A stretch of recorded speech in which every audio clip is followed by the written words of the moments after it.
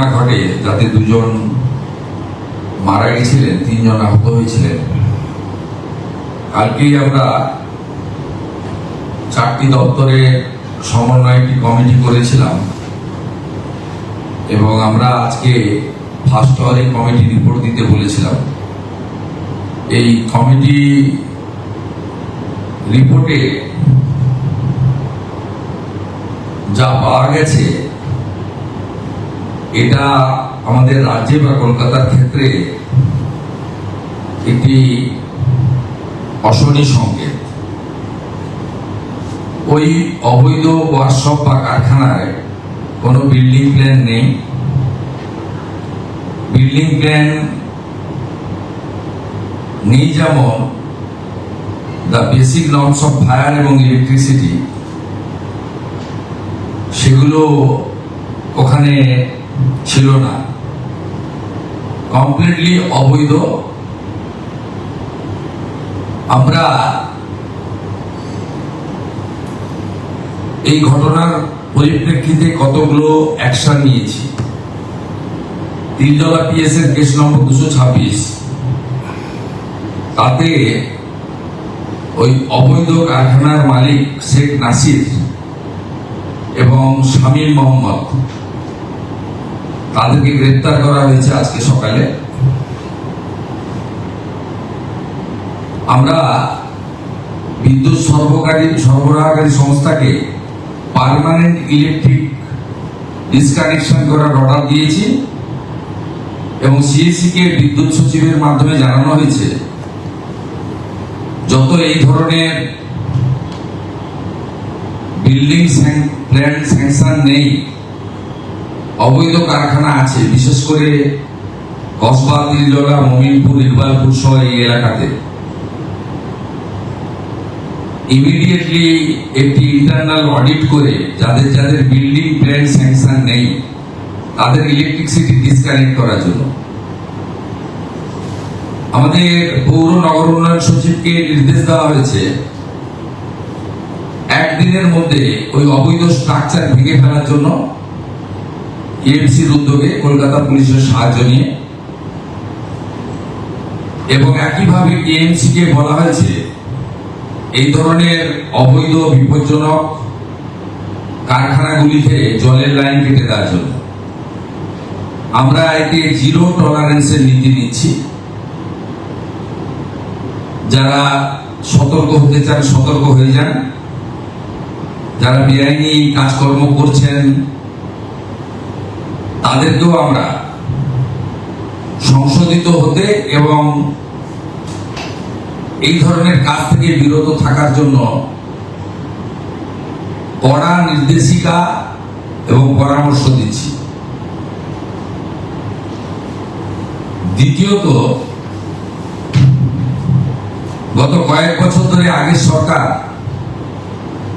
আলু চাষিদের উপরে অত্যাচার করেছেন, আলু ব্যবসায়ীদের উপর অত্যাচার করেছেন।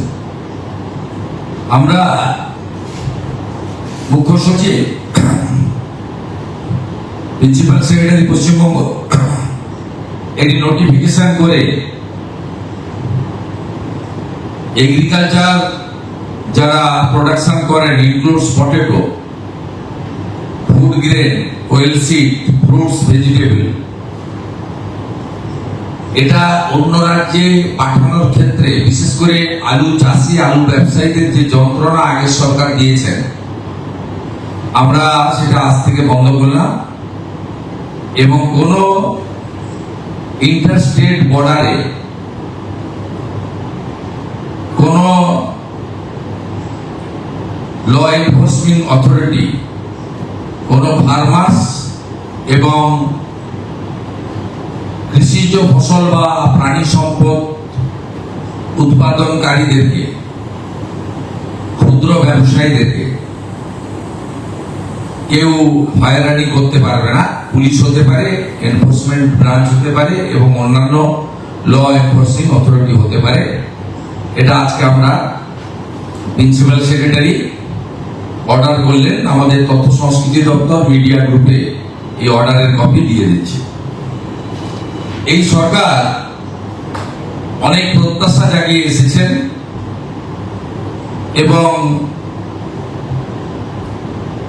করাপশনের ক্ষেত্রে জিরো টলারেন্সের নীতি বারে বারে নির্বাচন চলাকালীন আমাদের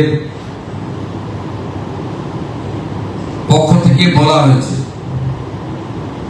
এমনকি ভারতীয় জনতা পার্টির সংকল্পপত্র সেক্ষেত্রেও আমরা বলেছি প্রাতিষ্ঠানিক দুর্নীতির ক্ষেত্রে ব্যবস্থা হবে। সেই আপনারা দেখতে পারবেন কয়েকদিনের মধ্যে আমরা আগামী ক্যাবিনেটে হয়তো এই বিষয়ে সিদ্ধান্ত কিছু নেব। শুধু সিদ্ধান্ত নয়, কার্যকর। আমরা যেটা আজকে সই করলাম, সিবিআই 4টি মামলা গত 4 বছর আগের মুখ্যমন্ত্রী, স্বরাষ্ট্রমন্ত্রী, বিধায় আটকে রেখেছিলেন। প্রসিকিউশন বা চার্জশিটের ক্ষেত্রে স্যাংশন, অর্থাৎ যে সমস্ত আধিকারিকরা দুর্নীতিগ্রস্ত তাদের বিরুদ্ধে সিবিআই বা অন্যান্য কোর্ট নিযুক্ত তদন্তকারী সংস্থা তারা চার্জশিট দিয়ে তাদেরকে পানিশমেন্ট বা প্রসিকিউশন দেওয়ার ক্ষেত্রে স্যাংশন নিতে হয় আইন অনুযায়ী। বিদায়ী সরকার এবং বিদায়ী সরকারের মুখ্যমন্ত্রী তথা স্বরাষ্ট্রমন্ত্রী এই স্যাংশন আটকে রেখেছিলেন দুর্নীতিগ্রস্ত আমলা এবং আধিকারিকদের বাঁচানোর জন্য। আজকে আমরা সিবিআই কে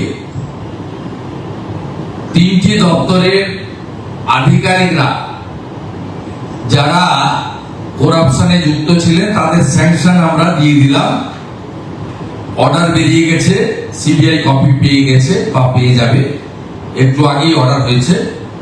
এটাতে এডুকেশন ডিপার্টমেন্টের টিচার রিক্রুটমেন্ট স্ক্যাম রয়েছে,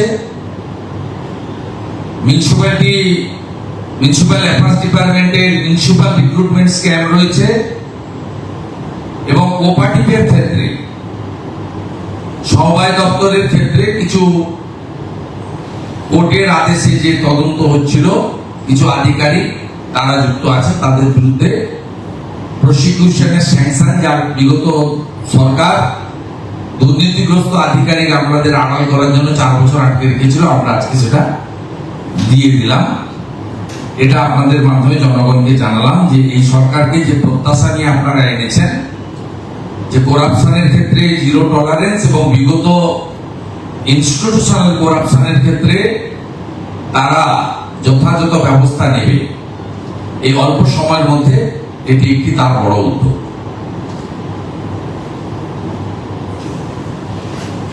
থ্যাংক ইউ।